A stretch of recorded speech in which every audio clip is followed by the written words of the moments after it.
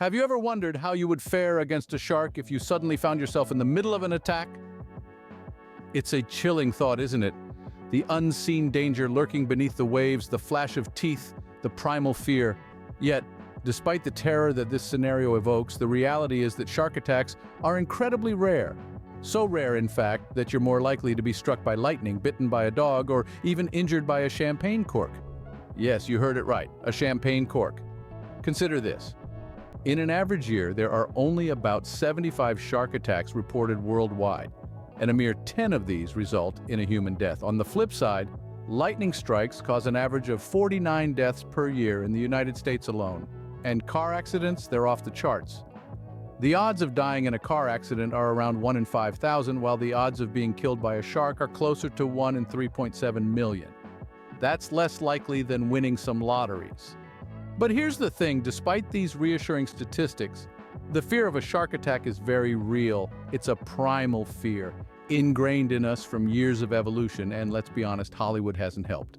Movies like Jaws and The Shallows have painted sharks as mindless man-eaters, when in reality they're fascinating creatures that are more interested in fish than humans.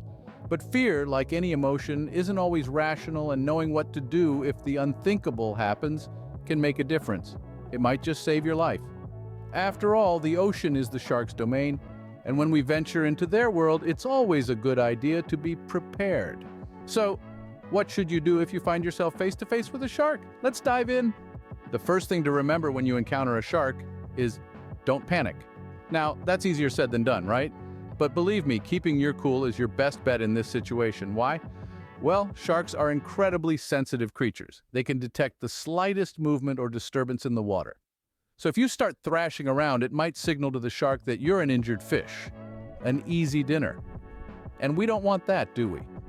So the goal here is to project an air of calm and control. Try to steady your breathing. This might seem like a tall order when you're face-to-face with a shark, but it's crucial. Why? Because bubbles can appear as signs of distress to a shark. And remember, we're trying to convince this shark that we're not an easy meal. Next, you want to maintain eye contact with the shark as much as possible. Now, I know what you're thinking. Eye contact with a shark? You've got to be kidding me. But it's not as crazy as it sounds. Sharks are ambush predators. They prefer to strike when their prey is unaware. So by keeping your eyes on the shark, you're effectively saying, "I see you, buddy, no sneaky business." Finally, it's time to make your exit. But remember, we're avoiding sudden movements here. So start moving slowly and smoothly towards safety. If you're near the shore, back away towards it. If you're out in the open water, try to get to your boat or surfboard while keeping the shark in your sight. Now, all of this might sound a bit daunting, and I won't lie, it is. But remember, despite all the horror stories, shark attacks are incredibly rare. You're more likely to be struck by lightning or win the lottery than to be attacked by a shark. So, while it's good to know what to do in the unlikely event of a shark encounter, it's also important not to let fear stop you from enjoying the ocean. Remember, quick and sudden movements can trigger a shark's predatory instincts. So stay calm, stay alert, and stay safe out there. But what if you can't escape? What if the shark is too close, or worse, attacks? This is the moment we all dread. The point of no return, where survival instincts kick into high gear. When a shark attack is imminent, your first priority should be to protect your vital areas. Keep your hands and arms in front of you as a barrier to shield your torso, your neck, and abdomen. These areas are home to essential organs, and protecting them could mean the difference between life and death. It's imperative to remember that every move you make should be deliberate and calculated. Panicking won't help. Instead, it will only serve to excite the shark further. Now, let's talk about the fight-back strategy. Contrary to what some may think, a shark isn't invincible. There are sensitive areas on its body that, when targeted, can deter the shark and increase your chances of survival. The eyes and the gills are your primary targets. Punching or clawing at these areas can cause the shark discomfort, potentially causing it to retreat. Remember, you're not trying to win a boxing match here. Your goal is simply to discourage the shark long enough for you to get away. It's also important to stay vertical in the water as much as possible. Sharks often attack from below, and by staying upright, you can keep a better eye on the shark's movements and potentially ward off an attack. Keep in mind, however, that these measures are a last resort. The best way to survive a shark attack is to avoid one altogether. But if you find yourself in such a predicament, remember these critical strategies. Protect your vital areas, target the shark's sensitive spots, stay vertical, and most importantly, keep your cool. It's a fight for survival, and you'll need to do whatever it takes to fend off the shark. Surviving the initial attack is only the beginning. When the shark has swum away, the real battle begins, the fight for your life. The first few moments after a shark attack are crucial. If you're not alone, have someone apply pressure to the wound immediately. If you're alone, try to do this yourself. The goal is to stop the bleeding, to buy yourself some time. Use whatever you have at hand, a towel, a shirt, even your bare hands if you must. But remember, this is only a stopgap measure. Even if the injury seems minor, get to a hospital as soon as possible. Sharks have bacteria in their mouths that can cause severe infections, and what might seem like a small bite can hide extensive tissue damage. You're not a doctor, don't try to be one. Let the professionals take over. But there's another side to surviving a shark attack that is often overlooked, the psychological impact. It's not uncommon for survivors to experience nightmares, flashbacks, or even survivor's guilt. It's important to understand that these are normal reactions to an abnormal event, and it's equally important to seek help if you're struggling.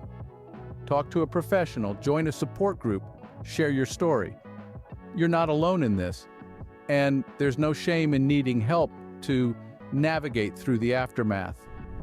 Remember, surviving a shark attack is about more than just the physical wounds. It's about the emotional scars as well. And just as you wouldn't ignore a bleeding wound, don't ignore the psychological impact of the attack. Seek help, talk about your experience, allow yourself to heal both physically and emotionally. In the grand scheme of things, it's essential to remember that shark attacks are exceedingly rare. You're more likely to be struck by lightning or win the lottery than be attacked by a shark. But if you ever find yourself in that unlikely situation, remember these tips. They might just save your life. Surviving a shark attack isn't just about the physical battle, it's also about the psychological recovery.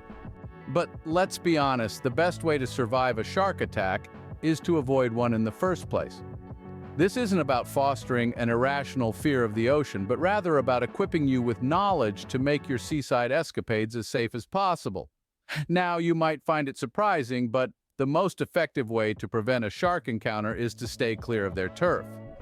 Just like you wouldn't walk into a lion's den, you wouldn't want to swim in waters known for frequent shark sightings. Information about such areas is usually available from local authorities or online, so make sure to do your research before diving in.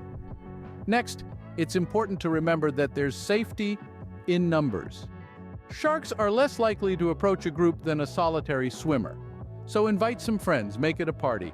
But remember, it's not just about who you swim with, but also when you swim. Sharks are most active at dawn and dusk, so it's best to avoid these times if you can. Now, you wouldn't go into a bakery and not expect to find bread, right? Well, sharks have an incredible sense of smell and can detect even a tiny amount of blood in the water from miles away. So if you've got an open wound or are bleeding, it's best to stay on dry land. It's not about being scared, just smart. While we're on the subject of being smart, let's talk about shiny objects. Sharks are curious creatures and can mistake the glint of jewelry for the shimmer of fish scales. So it's a good idea to leave the bling behind when you're heading for a swim. And remember, sharks aren't monsters. They're simply a part of the ocean's ecosystem, doing what they've done for millions of years. So respect their space, be mindful of your actions, and most importantly, stay informed. Remember, sharks aren't out to get us, but being aware and prepared can be the difference between a close call and a tragic incident.